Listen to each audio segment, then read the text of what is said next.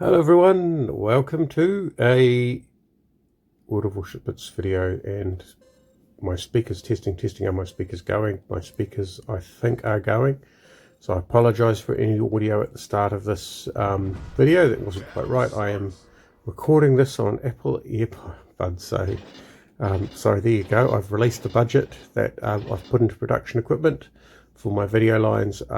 Yeah, don't judge me, or do judge me, I don't mind. Anyway, we are in the Tier 6 Italian cruiser, the Trento, which is well, it's not a bad ship, okay?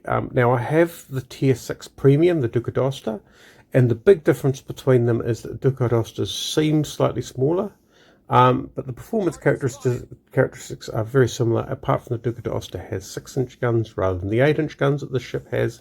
And that is a huge difference, and that is a huge point of advantage to this ship. And the Duca d'Aosta also has sonar, which is weird because it's basically the only Italian ship I know that has sonar. I mean, maybe the Tier 7 Premium has sonar. It doesn't have fuel smoke. This has fuel smoke. Fuel smoke is, well, different from different from your sort of normal Royal Navy cruiser smoke. So it lasts a very short period of time, but it does cover you while you move at full speed. Generally, it is I don't like this current situation tool. It is not really a weapon that I have found that I can use offensively, because these ships are so slow to turn. Let me put it this way: if you pop your fuel smoke when you're moving in a straight line and throw your rudder across, your rudder will only go to the full extent. You'll only be in your maximum turn, and your fuel smoke will be expiring. So essentially, the way that I've used the fuel smoke, wow, I really am a target here, aren't I? This opposing Trento is trying to get rid of his competition. Meanwhile, we just want to get ships out of the cap. So there goes some torpedoes. We'll use these lovely 8-inch guns. You see, he's been quite clever as well. He's making himself a difficult target, which is cool, but he's not actually being that useful because he's not getting into the cap. So these guys are getting into the cap. Oh, that hurts. And we just need to clear them out. We want to hold that. Brings us points. What I'm doing here, by the way, is firing up the smoke as a way of throwing off essentially one salvo. So there was something I needed to do. I knew there would be a salvo coming in, and what I do is I reduce my attractiveness for being a target by popping the smoke. Now, that, interestingly, with that guy, is that he popped the smoke while he was stationary. It took a shot. Unfortunately, it threw my aim off enough. Here's a Giulio Cesare. He is inside the cap. So I just need to keep the pressure on him. He's moving that way. It's a difficult shot. Front guns slam into the island. I'm not sure if I should pop outside the cap. Really, I don't like doing that. But the inside shoulders of these islands is actually a really popular spot, and I love sending torpedoes down these lines, because there's a good chance that you'll get a ship that's trying to use these as cover and to pop in and pop out. And there's nothing like a line of torpedoes to A, hit the ship and cause some damage, or B, let them see there's a line of torpedoes and then discourage them from coming up, because as long as they're sitting behind this island, they're not doing damage. Now, they may be helping, and sometimes I do it, especially if I'm damaged. I do it because I am cap ballast, and what that means is that the cap has got one more friendly ship in it, which means it's harder to flip. And here you can see one of the negatives of the Italian cruiser line.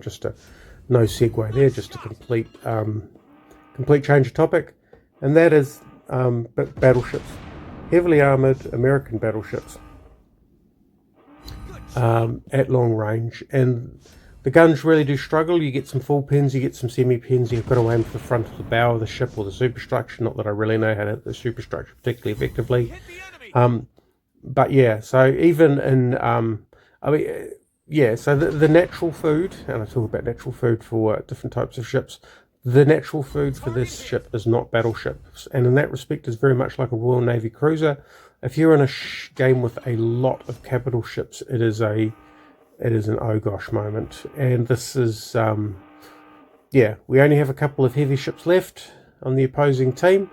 I'm going to struggle with those, so I'm just going to have to be careful about how I approach things. So here what I've done is I've tried to secure the cap, provided covering fire in, done a reasonable amount of damage, but not too much.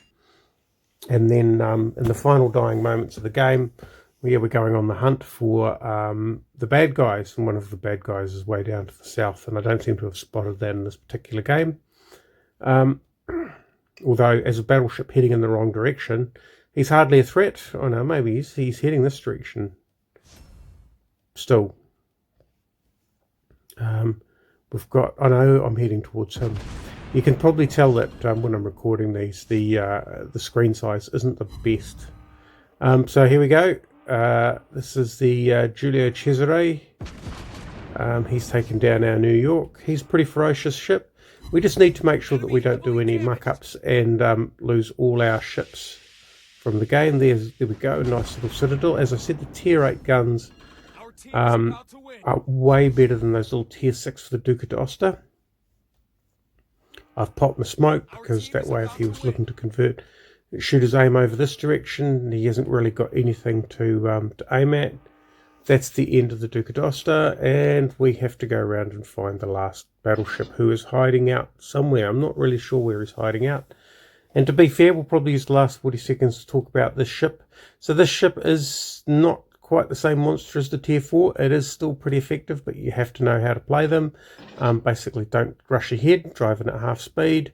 Know when to shoot SAP, small targets, lightly armoured targets, destroyers particularly, or AP. Against battleships, good luck if they're particularly large ones. And yeah, so it has all those sort of benefits. It is fast, but it's not as fast as the tier 4s and the tier 5s, so the speed comes down. And the tier 7 is actually, well, at 31 knots. I was quite shocked how slow it is, but still, that's 31 knots in a cruiser, so it's not bad. In fact, it's probably beneficial that it's not too fast, because the last thing you need is a fast cruiser that goes out and gets itself killed in the cap. Which is, yeah, how I played many of my initial cruiser games. Anyway, so that is the Trento. It is a nice tier 6. I resisted the temptation to buy the historical camo for it, because although it's nice, it's sort of okay nice, if that makes sense. It's good. It's a nice solid ship, fun to play, good results, and I love the fact that it feasts on destroyers. It gives destroyers something to worry about. Anyway, there's Trento and the end of this video. The next video I will do will be the Zara, which I have unlocked. Thanks for watching, and we'll catch you next time for a look at the Zara Tier 7.